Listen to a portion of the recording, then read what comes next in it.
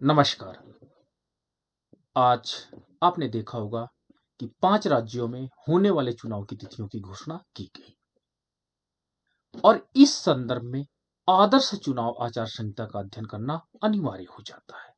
तो आइए देखते हैं कि आदर्श चुनाव आचार संहिता क्या होती है तथा एक श्रेष्ठ लोकतंत्र के लिए ये क्यों आवश्यक है। अगर आप हमारे चैनल में नए हो तो आप हमारे चैनल को सब्सक्राइब कर लीजिए। यदि अभी तक नहीं किए हैं तो भी आप सब्सक्राइब एंड लाइक कीजिएगा। तो आइए देखते हैं आदर्श चुनाव आचार संहिता। आज उत्तर प्रदेश, उत्तराखंड, पंजाब, गोवा और मणिपुर में विधानसभा चुनाव की तारीखों की का ऐलान हो गया। अर्थात विधानसभा चुनाव 2022 का ऐलान कर दिया गया। भारत निर्वाचन आयोग के चुनाव कार्यक्रम की घोषणा करते ही आदर्श आचार संहिता, जिसको हम लोग मॉडल कोड ऑफ कंडक्ट कहते हैं, ये लागू हो गई। इस दौरान सरकारी मशीनरी के एक तहत से चुनाव आयोग के नियंत्रण में आ गया। मतदान और मतगणना के बाद नतीजों की आधिकारिक घोषणा के साथ ही साथ आचार संहिता भी हट जाएगी। अर्थात अब आचार संहिता जो लागू हुई है ये यहां से लागू होकर के जब तक हमारी मतगणना समाप्त नहीं हो जाती है और उसके नतीजे नहीं आ जाते हैं तब तक ये आचार संहिता लगी रहेगी। तो आज हम देखेंगे कि ये आदर्श चुनाव आचार संहिता क्या होती है तथा इसके क्या नियम है, इस पर आज हम लोग डिस्कशन करने जा रहे हैं। तो बात करते हैं आदर्श आचार संहिता क्या है।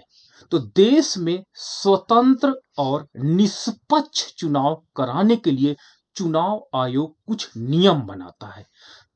चुनाव आयोग के इन्हीं नियमों को आचार संहिता कहते हैं।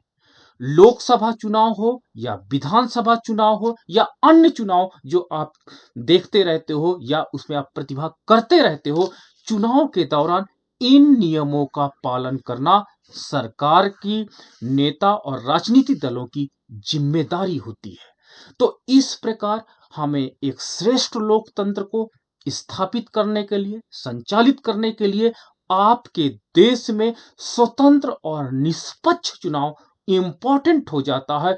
और इस स्वतंत्र और निष्पक्ष चुनाव जो तभी संपन्न हो सकेगा जब हमारे पास जो चुनाव आयोग के नियम है या इन नियमों को फॉलो किया जाएगा। इसी को हम लोग आचार संहिता कहते हैं। अब बात आती है आचार संहिता कब से लागू होती है। तो आचार संहिता चुनाव की तारीख की घोषणा के साथ ही लागू हो जाती है। जैसे आज आपने देखा होगा कि चुनाव के तारीख की घोषणा हो गई है, यानी आचार संहिता लागू हो गई है। देश में लोकसभा के चुनाव हर 5 साल पर होते हैं और अलग अलग राज्यों की विधानसभा के चुनाव अलग अलग समय पर होते रहते हैं। तो चुनाव आयोग के चुनाव कार्यक्रम का ऐलान करते ही आचार संहिता लागू हो जाती है।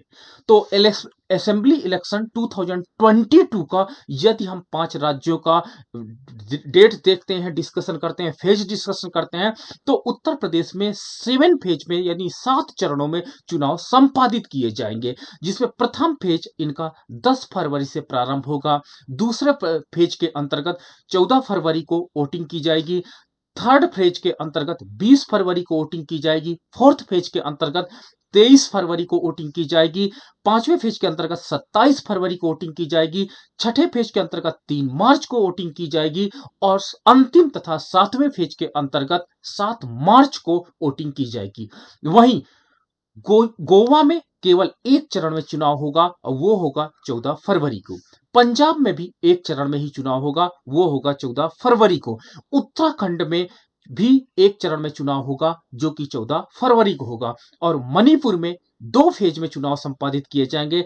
प्रथम फेज आपका 27 फरवरी को होगा और दूसरा फेज आपका 3 मार्च को होगा। और इन सारे इलेक्शंस का रिजल्ट आप 10 मार्च को देख सकते हैं। तो इस प्रकार आज असेंबली इलेक्शन 2022 5 स्टेट्स का फेज और उनके डेट्स डिक्लेयर कर दी गए। आचार संहिता कब तक लगी रहेगी? तो आचार संहिता चुनाव प्रक्रिया संपन्न होने तक लागू रहती है। चुनाव की तारीख की घोषणा के साथ ही साथ आचार संहिता देश में लगती है और वोटों की गिनती के साथ ही साथ ये वोटों की गिनती के बाद जैसे परिणाम आता है समाप्त हो जाती है, तब तक आचार संहिता लगी रहेगी। आचार संहिता के मुख्य नियम क्या हैं? तो चुनाव आचार संहिता लागू होने के बाद कई नियम लागू हो जाते हैं जिनकी अवहेलना कोई भी राजनीतिक दल या राजनेता नहीं कर सकता है। जैसे सार्वजनिक धन का इस्तेमाल किसी विशेष राजनीतिक दल या नेता को फायदा पहुंचाने वाले काम के लिए नहीं किया जाएगा। सरकारी गाड़ी, सरकारी विमान, सरकारी बंगले का इस्तेमाल चुनाव प्रचार के लिए नहीं किया जाएगा। किसी भी तरह की सरकारी घोषणा, लोकार्पण और शिलान्यास आदि क्रियाएं भी संपादित नहीं होंगी। किसी भी राजनीतिक दल, प्रत्याशी, राजनेता और समर्थकों को रैली करने से पहले पुलिस से अनुमति लेनी होगी।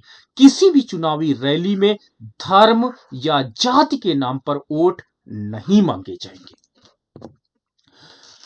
आचार संहिता लागू होने के बाद सार्वजनिक धन के प्रयोग पर रोक लगा दी जाती है, जिससे किसी राजनीतिक दल को या राजनेता को चुनावी लाभ ना प्राप्त हो सके। क्योंकि कभी कभी कंज्यूमर को ये लगता है, ठीक है, कि ये धन वास्तव में एक विशेष परिस्थितियों में बांटा जा रहा है, तो हो सकता है कि उससे जो वोट का डायरेक्शन वो प्रभावित हो सकता है। इसलिए आचार संहिता के अंतर्गत सार्वजनिक धन का प्रयोग पर रोक लगा दी जाती है। चुनाव प्रचार के लिए सरकारी गाड़ी, सरकारी विमान, सरकारी बंगले का भी प्रयोग नहीं किया जाता है और मतदाताओं को अपने तरफ आकर्षित करने के लिए किसी तरह की सरकारी घोषणाओं, लोकार्पण या शिलान्यास पर भी रोक लगा दी जाती है। पुलिस की रैली के लिए पुलिस की अनुमति आवश्यक होती है। धर्म के नाम पे आप वोट नहीं मांग सकते। इस दौरान सरकारी खर्च से किसी प्रकार का ऐसा आयोजन नहीं किया जाता जिससे किसी दल विशेष को लाभ प्राप्त हो सके। और राजनीतिक दलों के आचरण, क्रियाकलाप पर नजर रखने के लिए चुनाव आयोग ऑब्जर्वर नियुक्त करता है, जो समय समय पर शासन को रिपोर्ट भेजता रहता है। अब साथ ही साथ एक आपने देखा होगा कि एक बहुत अच्छी पहल चली है, या हम कह सकते हैं कि लोगों को उत्सुकता बनी रहती है कि कौन सा राजनीतिक दल का जो नेता है या प्रतिनिधि है वो इलेक्शन में उसकी स्थिति क्या होगी। तो इन सब चीजों के लिए आपने देखा होगा दो टर्मिनोलॉजी बहुत ज्यादा पॉपुलर है, that is called opinion poll और दूसरा है आपका एग्जिट पोल। आपने देखा होगा exit poll, opinion poll tentative कौन पार्टी विनिंग कर रही, इसका एक खाका एक एक्सपेक्टेशंस हमारे सामने लाती है। तो इस पर क्या हुआ, ये भी कभी कभी वोटिंग प्रोसेस को प्रभावित कर सकती है, इसलिए इसके लिए भी इसमें कुछ ना कुछ रूल्स बनाए गए हैं। तो आइए उनको भी देखते हैं। आप ओपिनियन पोल या एग्जिट पोल क्या होता है हमारे चैनल में वीडियो को देख सकते हैं।